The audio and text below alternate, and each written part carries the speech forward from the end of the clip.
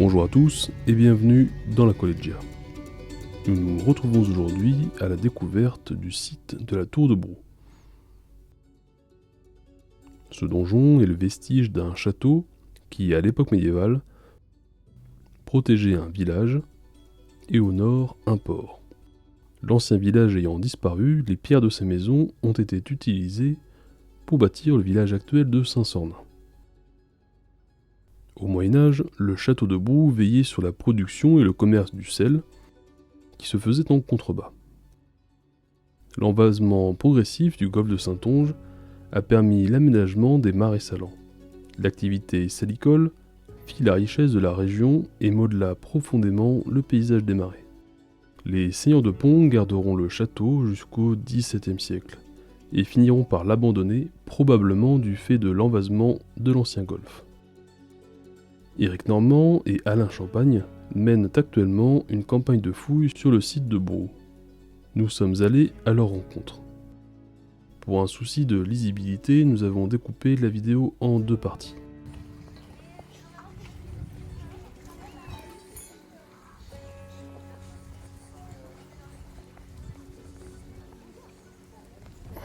Éric Normand, je travaille au service régional de l'archéologie DRAC Nouvelle-Aquitaine, site de Poitiers. Et dans le cadre de mes recherches, avec mon collègue Alain Champagne, nous menons une opération de fouille programmée sur un site castral, la Tour de Brou, commune de Saint-Sornin. Donc après une succession de sondages réalisés sur la plateforme qui se développe devant la tour, nous avons décidé d'ouvrir une grande fenêtre sur la partie qu'on pourrait appeler la haute cour du château, qui est constituée de grands bâtiments. Cette opération de fouille a commencé pour la fouille, en tout cas l'ouverture de la fenêtre en 2019, pour une triennale qui s'achève cette année. Donc actuellement, nous sommes au milieu d'un de ces trois bâtiments qui est le logis seigneurial qui se développe tout le long. Nous sommes complètement à l'intérieur, dos à un mur qui est situé, qui heureusement est encore en élévation et suffisamment haut pour dire que ce bâtiment possédait un étage. Son rez-de-chaussée, comme on peut le voir autour de nous, était certainement destiné à du stockage. Nous y avons trouvé des silos. Il y en a un ici qui a été fouillé maintenant depuis il y a 2 ans. D'autres creusements, une succession de foyers qui montrent une activité culinaire et autres certainement, et de lieux de stockage. Donc ce bâtiment est assez imposant, il a une grande entrée dans l'axe et des entrées secondaires qui ont été percées dans un deuxième temps, suite certainement à un incendie qui a obligé à restructurer l'intérieur du bâtiment. Il a d'ailleurs été repris. Alors on ne sait pas quel était le système de couverture, en tout cas qui permet de maintenir l'étage. On sait que l'étage devait être accessible par un escalier extérieur, mais à un moment donné, suite certainement à un incendie, le plancher s'écroule, il doit y avoir une restructuration, l'implantation de poteaux que vous avez ici dans l'axe longitudinal, mais en installant les poteaux, ils sont obligés d'obturer la porte principale qui est à ma droite, et en même temps ça ne suffit pas, ils vont consolider l'ensemble par des murets qui vont maintenir les poteaux et qui permettre bien entendu l'accès, en tout cas l'occupation de l'étage. Mais en faisant ces séparations, ils sont obligés de réaménager les sorties par cette porte que vous avez devant vous ici, qui va être ensuite scindée en 2 entrées. On a un mur qui donne en plein milieu de cette porte, on devine les 2 montants de part et d'autre de la coupe, et une troisième porte qui est plutôt qui donne vers l'extérieur.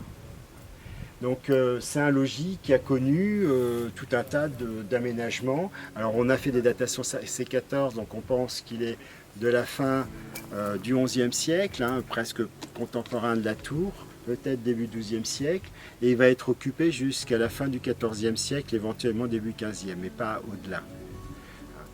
Alors ce logis, évidemment, évidemment non, c'est pas toujours évident, mais est associé à un autre espace qui est situé dans l'axe,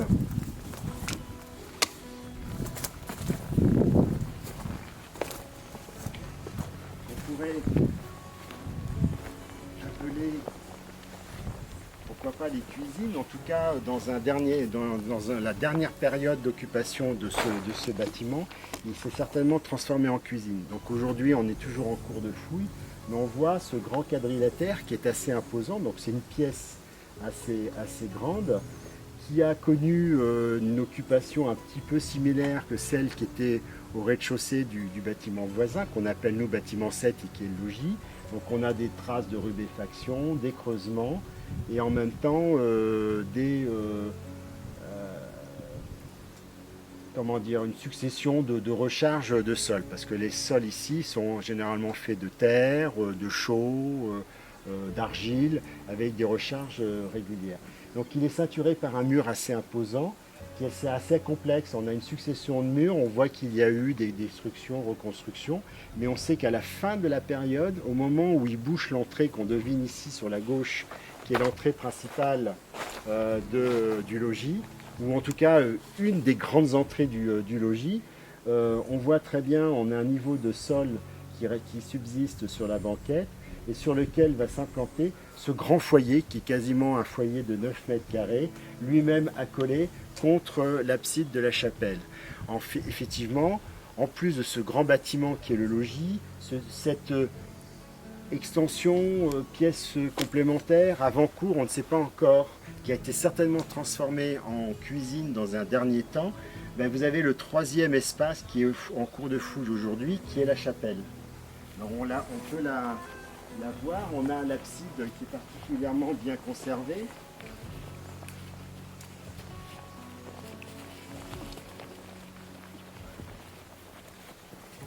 Sur laquelle d'ailleurs a été construite la cheminée, ce qui est quand même assez étonnant.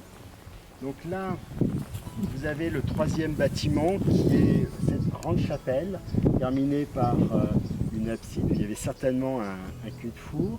Et une nef unique qui se développe l'ensemble se développe sur 20 mètres de long. Et la chapelle forme presque un peu disposée comme un angle droit par rapport au logis et ferme en quelque sorte une cour qui donne directement sur la limite du promontoire.